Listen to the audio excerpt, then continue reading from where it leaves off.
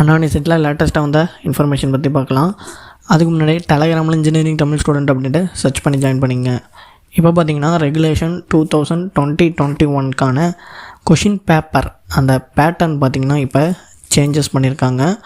Pattern நான் autonomous affiliated காலேஜுக்கு இதில் பாருங்கள் ஒன்று ஒன்று ஷோ ஆகுது பாருங்கள். கொஷின் பேட்டர்ன் இப்படி தான் இருக்கும், மாற்றிருக்காங்க. Part A, part B, part C. இதில் except UG, BTech, physics, chemistry, maths, problem solving, Python programming, English, அப்புறம் எம்பிஏயில் பார்த்திங்கன்னா integrated first semester, second semester.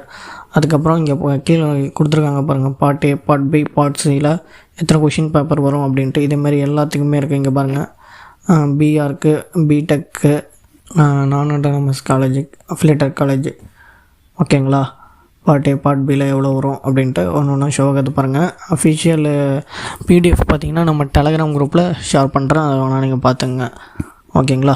இதுதான் இப்போ லேட்டஸ்ட்டாக வந்த அப்டேட்.